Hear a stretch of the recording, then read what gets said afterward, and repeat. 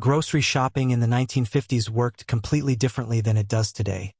Not because we had less money, but because there were far fewer choices to make.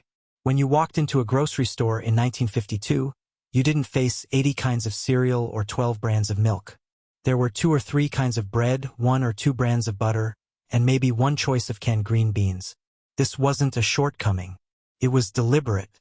Manufacturers, store owners, and shoppers all understood something we've nearly forgotten. Limited choices meant easier decisions and stronger community trust. The store itself looked nothing like what we know now. There were no shopping carts the way you imagine them. Some stores had small wire baskets. If you were buying more than you could carry, you shopped with a cart, a tall metal contraption on wheels that a store employee would help you push. The checkout counter wasn't a line. It was a small gathering place where Mrs. Hendricks, who worked the register for 8 years, knew your name and asked about your children. The produce section was seasonal. In January, you bought what had been stored since fall: potatoes, onions, apples, squash. By April, you watched the windows for the first local strawberries, and that was an event. You didn't buy tomatoes in February because they weren't grown anywhere nearby. The idea of flying fruit across the country was still mostly theoretical. Most families shopped weekly, not because refrigerators were smaller, though many were, but because that's what people did. Saturday morning or Thursday evening. A trip to the grocery store was part of the week's rhythm. You'd bring your ration of coins or a checkbook, and you'd plan your meals around what looked good and what was in season. What made this system work wasn't scarcity exactly. It was predictability. You knew where things were. You knew what you'd find. You didn't stand in the aisle paralyzed by 50 options for the same product. The store manager decided what was worth stocking. The manufacturer produced it consistently. Your job was simpler. You bought what you needed. There's something many people remember about shopping then, even if they can't quite name it. A sense that someone, the store owner, the producer, someone in the chain, had already made the careful decisions for you. You weren't supposed to spend an hour deciding between 30 brands of flour. You were supposed to come in, find what you needed, exchange pleasantries with the clerk, and go home to cook dinner. For many people over 70, that memory carries warmth. Not because the past was better, but because the experience was simpler.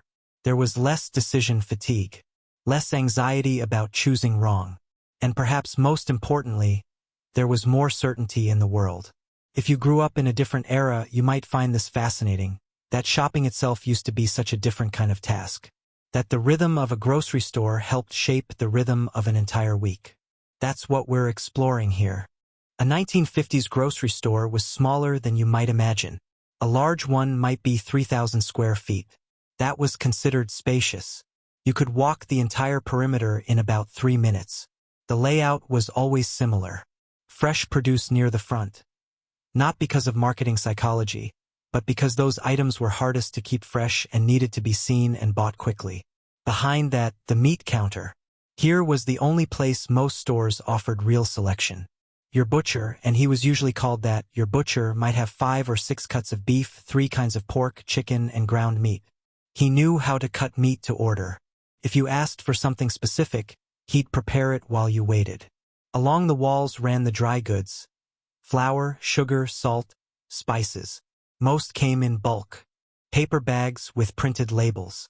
You'd bring the bag to the clerk, who'd weigh it and calculate the price. Canned goods took up one full wall. Maybe 200 different items across several shelves. Condensed soups, vegetables, fruits, beans. The variety came from choosing brands, not categories. By 1955, refrigerated sections had expanded. Milk, butter, cheese, ice cream in freezer cases. Frozen vegetables had just started appearing and seemed almost miraculous to many shoppers. The idea that you could have peas in January was still fairly new. Prices reflected a different economy. In 1950, a dozen eggs cost about 60 cents. A gallon of milk was 35 cents. Bread, 15 cents a loaf. Hamburger meat, 35 cents a pound. Wages were smaller, but so were prices. A family of 4 might spend $12 to $15 a week on groceries, and that was a modest but complete diet. The shopping experience itself was social. Stores often employed a produce man, a butcher, at least one bag boy, and sometimes an assistant manager. You didn't have to hunt for things. If you couldn't find what you wanted, you asked. The produce man could tell you about the apples.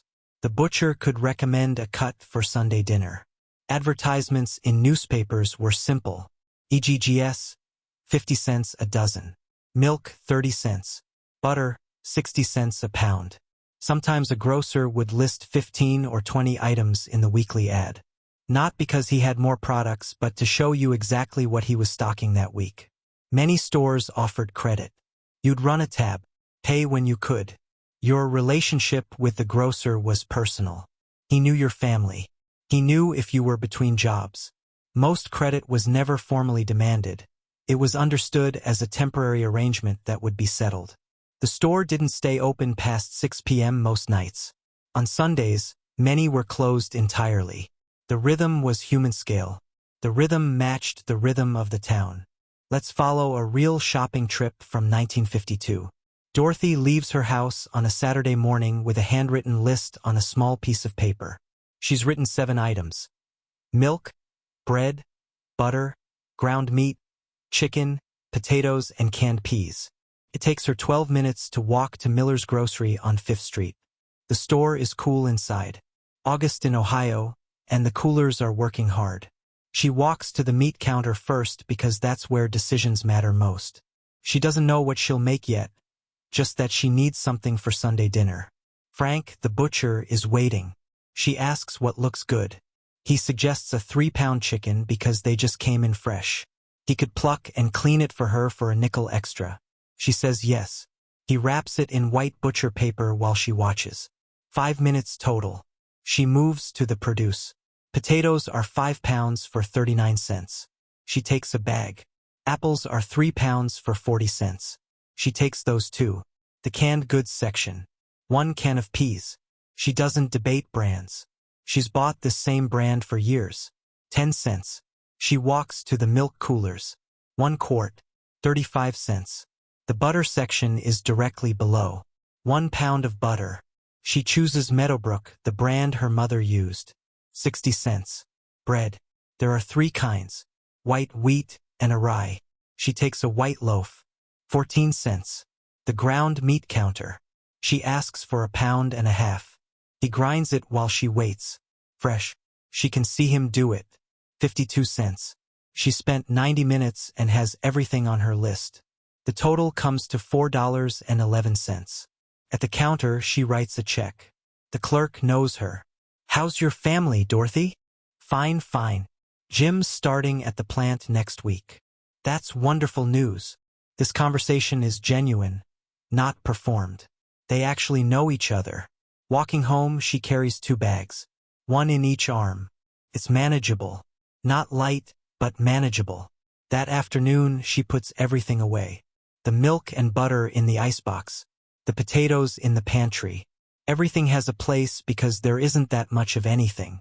She plans Sunday dinner. Roasted chicken, boiled potatoes, peas, bread, and butter. For the week, chicken soup from the bones, ground beef patties, eggs, toast, simple vegetables she's already bought. She spent $4.11 to feed her family of 4 for most of the week. She didn't agonize over choices. She didn't wonder if she'd picked the wrong brand. She came home. She put things away. She started cooking. That was the rhythm. That was how it worked. By 1965, the grocery store was already becoming something else. Supermarkets had started to appear, larger, self-service, with shopping carts and wider aisles. You didn't ask the butcher to grind meat anymore. It was already ground and wrapped in plastic. The number of products began to multiply.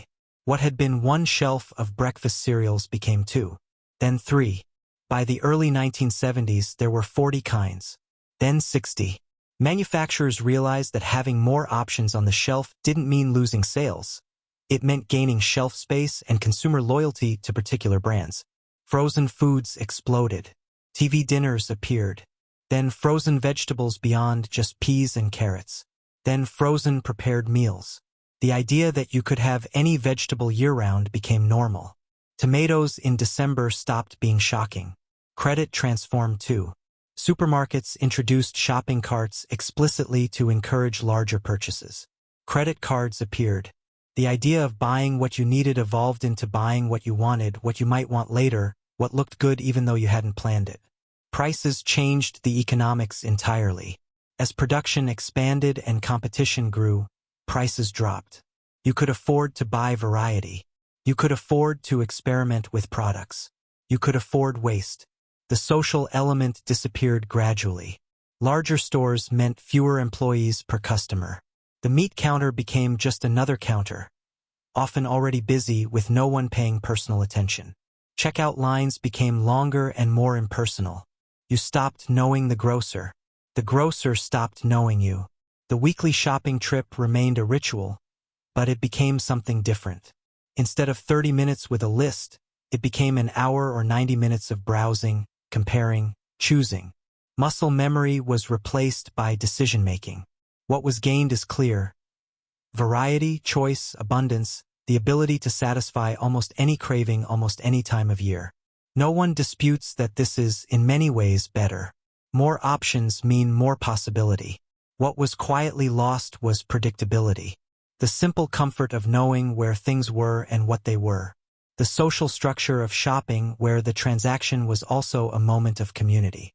The natural portion control that came from having fewer prepared options. The satisfaction of making a good meal from simple, available things rather than assembling something from an overwhelming array. The change wasn't bad. It simply was a change. The question of whether you gained more than you lost is not one anyone can answer for you. But it's worth acknowledging that something real was left behind. Why does this matter now? Why would anyone over 70 remember grocery shopping from 70 years ago with such clarity? Perhaps it's because shopping was never just about getting food. It was about competence. You knew how to do it. You walked in confident. You had a plan. You executed it. You left satisfied. There was no anxiety about choosing wrong because the choices had already been made for you, by economics, by geography, by practical limitation. There's a strange comfort in that. A kind of freedom within constraint. Not the freedom to have anything you want, but the freedom from having to want to examine everything. Many people say they remember the rhythm more than the details. Saturday mornings meant shopping. That meant the week was beginning properly. Meals were planned. The pantry would be full. Life had structure. The grocery store wasn't a place of confusion or abundance or endless choice. It was a place you knew. Some people remember the food tasting different. Whether that's true, and it may well be, given differences in agriculture, processing, and storage, what they're really remembering is the context. Food that you bought from someone you knew who had selected it carefully felt different when you cooked it. It mattered. The period from roughly 1945 to 1965 was a strange window in American life. There was enough. There wasn't excess. Security and sufficiency existed together. You could walk into a store, get what you needed, and walk out. Not every time, perhaps, but most of the time. This isn't an argument for returning to that system. The variety in modern grocery stores brings genuine joy to people who love cooking, who want to try new things, who have dietary needs that require options. That's real and good.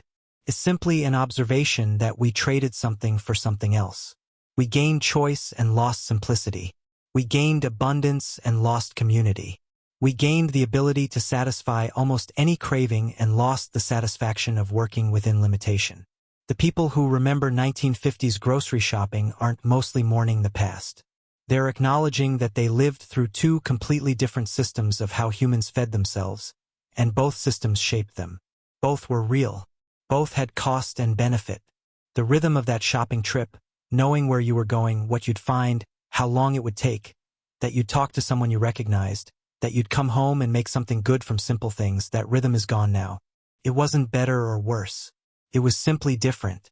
And for those who lived it, it's part of how they understand themselves. Memory isn't about wishing to go backward. It's about bearing witness to the way things were and acknowledging how much has changed.